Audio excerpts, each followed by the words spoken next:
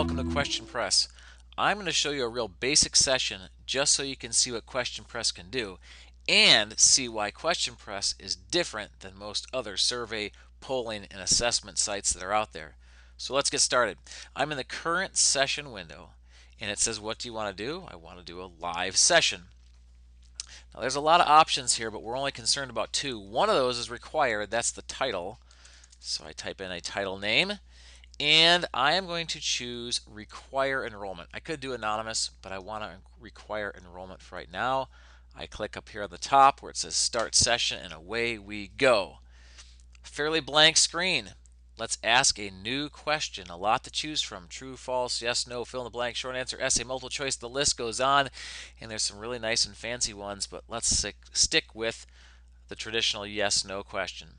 So up pops the new question dialog box, and on the left is a little editor. Is the sky blue today? That's my question. And I can make the word blue actually be blue, and I can bold it and underline it. I can add mathematical graphs, I can add mathematical equations, I can upload images, record sounds. I can select the correct answer. In this case, well, where I live, it's never really blue. And the point value, I will call 10 points. You can add time limits. There's other things to do. Let's keep it simple and create the question, and there it is. Is the sky blue today? 10 points, yes or no. There's a bunch of options. But how does the responder see the question? Where do the responders go? Well, they're going to go to www.questionpress.com/your account name. In this case, it's AP Science. So questionpress.com/AP Science, that's where your responders would go. So I'm going to click on this and I'm going to pull this window off to the side so we can see both at the same time. So there's a responder window right there, and there's what the teacher or the presenter would see. And it's asking for my name because I required enrollment. So I will type in Bob Smith. That is not my name, but I'll click enroll anyways. And let's see what happens. Is the sky blue today? Yes or no? All right, the question popped up. And what else happened, if you might have noticed? In the lower left corner, Bob Smith's name popped up. He's got 0 out of 10. Can he do it? We know the answer is no. I hit submit, and we come back over here, and what the presenter would see is, indeed, Bob said no. It's highlighted in yellow, which means he got it right. 10 out of 10. Woohoo, Bob, way to go. Let's ask another question. This time we'll ask a short answer question. And we'll type in the opposite of up is what?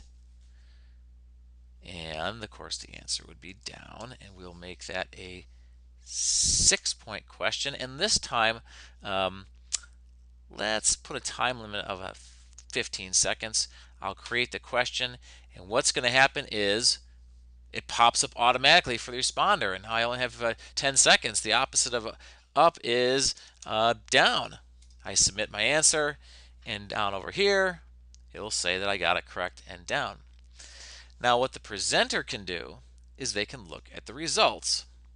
That's not a very interesting graph. There's only one responder, so that one person said no.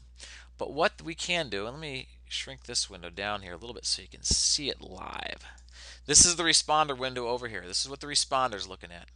And this is what the presenter's looking at. And the presenter can share that graph. He clicks on share, or she clicks on share, and sure enough, over here in the responder window, that graph pops up.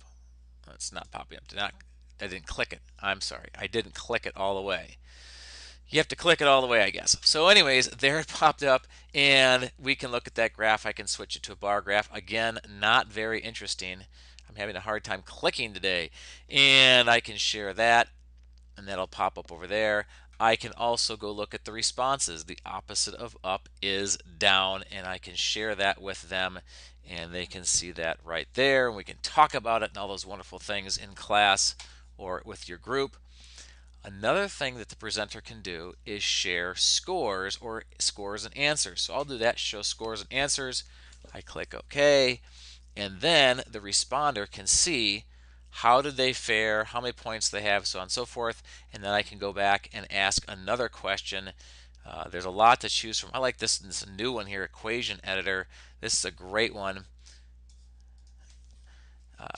The students actually have an equation editor. I'm just going to throw something up there real quick. I'm not even ask a question. I'll just put up there. Look at this. The student can type in things like x to the second power. Oops, I gotta hit click on it. X to the second power, and actually show it as x to the second power. Awesome, wonderful stuff. So what you can see here is this is an example of a live session, and this is what makes QuestionPress so exciting. What makes it different than most other sites out there that deal with assessment and surveys. You can interact live with your responders. You can do all sorts of stuff. It's wonderful. Set up a trial account if you haven't, and give it a try.